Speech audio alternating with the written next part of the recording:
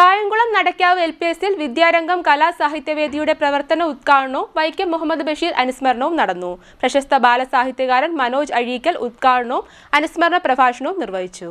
Kayamkulam Nadakkavu LP സ്കൂളിൽ വിദ്യാരംഗം കലാസാഹിത്യവേദി പ്രവർത്തന ഉദ്ഘാടനവും വൈക്കം മുഹമ്മദ് ബഷീർ അനുസ്മരണവും സംഘടിപ്പിച്ചു. പ്രശസ്ത ബാലസാഹിത്യകാരൻ മനോജ് അഴീക്കൽ ഉദ്ഘാടനവും അനുസ്മരണ പ്രഭാഷണവും നടത്തി. എത്രയും പെട്ടെന്ന് സ്വാതന്ത്ര്യം കിട്ടണം അല്ലെ, അതിന്റെ ഭാഗമായിട്ട് നമ്മുടെ സുഭാഷ് ചന്ദ്രബോസ്, ഭഗത് സിംഗ് പോലുള്ള തീവ്രവാദ എത്രയും പെട്ടെന്ന് സ്വാതന്ത്ര്യം കിട്ടുന്നതിന് വേണ്ടിയുള്ള സമരങ്ങൾ നടത്തുന്നവരോടൊപ്പം ചേർന്ന് അവരുടെ ആശയങ്ങളിൽ ആകൃഷ്ടനായിട്ട് എന്ത് ചെയ്തു, ഭയങ്കരമായ പ്രവർത്തനങ്ങൾ നടത്തി. അതിന്റെ ഭാഗമായിട്ട് ആദ്യമായിട്ട് അദ്ദേഹത്തിന്റെ കഥകൾ മീൻസ് അദ്ദേഹത്തിന്റെ ലേഖനങ്ങൾ അല്ലെ, നമ്മുടെ രാജ്യത്തിന് വേണ്ടി ബ്രിട്ടീഷുകാർ ചെയ്യുന്ന ക്രൂരമായ പ്രവർത്തനങ്ങൾക്കെതിരെ അദ്ദേഹം ആദ്യമായിട്ട് ഉജ്ജീവനം എന്ന് പറയുന്നൊരു പത്രം, സുഹൃത്തിൻ്റെ സഹായത്തോടുകൂടി ഉജ്ജീവനം എന്ന് പറയുന്ന പത്രം പുറത്തിറക്കി. അതിനകത്ത് അദ്ദേഹത്തിൻ്റെ യഥാർത്ഥ പേരല്ല ഉപയോഗിച്ചിരുന്നത്, പ്രഭ എന്ന ഒരു തൂലികാനാമത്തിലാണ് അദ്ദേഹം ആദ്യമായി തൻ്റെ ലേഖനങ്ങളൊക്കെ പ്രസിദ്ധീകരിച്ചത്.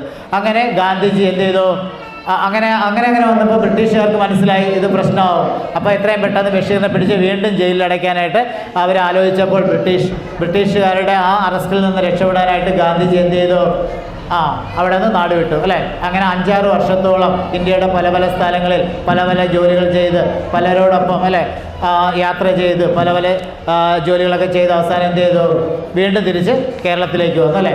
കേരളത്തിൽ വന്ന് വീണ്ടും അദ്ദേഹം എന്ത് ചെയ്തു, ഈ പ്രവർത്തനങ്ങളിൽ നമ്മുടെ ബ്രിട്ടീഷുകാർക്കെതിരെയുള്ള പ്രവർത്തനങ്ങളിൽ പങ്കെടുക്കുകയും അതിൻ്റെ ഭാഗമായിട്ട് അപ്പോൾ പക്ഷേ കഴിയാനായിട്ട് ആഹാരം കഴിക്കാനൊന്നും പൈസയില്ല. അപ്പോൾ അദ്ദേഹത്തിന് ആകപ്പെടെ അറിയാവുന്ന എഴുതാനുള്ള കാര്യങ്ങളാണ്. അപ്പോൾ അവർ എവിടെ ചെന്നോ, ഒരു പത്ര ഓഫീസിൽ ചെന്നിട്ട് പറഞ്ഞ് ഞാൻ ഇവിടെ ജോലി ചെയ്യാം, എനിക്ക് എന്തെങ്കിലുമൊക്കെ ആഹാരത്തിനുള്ള വക തരും. അപ്പോൾ അവർ പറഞ്ഞ് അങ്ങനെയാണ്, കഥകൾ എഴുതി തരാമെങ്കിൽ നിങ്ങൾക്ക് പൈസ തരാം അല്ലേ. അങ്ങനെ അദ്ദേഹത്തിൻ്റെ ആദ്യത്തെ കഥ അദ്ദേഹം എഴുതി അല്ലേ, അദ്ദേഹത്തിൻ്റെ ആദ്യത്തെ കഥ. അങ്ങനെയാണ് അദ്ദേഹം ഒരു കഥാകാരനായി മാറുന്നത്.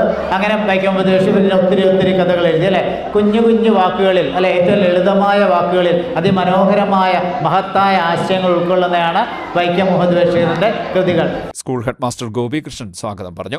അധ്യാപകരായ ലേഖ പി നായർ, രഞ്ജിത, നസീറ, അനന്തദർശൻ നമ്പൂതിരി, ഷഹാന, അനീസ, ശ്രീജ എന്നിവർ സംസാരിച്ചു. വിദ്യാരംഗം കൺവീനർ സേതുലക്ഷ്മി നന്ദി പറഞ്ഞു. ബഷീർ കൃതികളുടെ പ്രദർശനം, ബഷീർ കൃതികളിലെ കഥാപാത്രങ്ങളായി വേഷമിട്ട് കുട്ടികളും വന്നതും വേറിട്ട പരിപാടിയായി.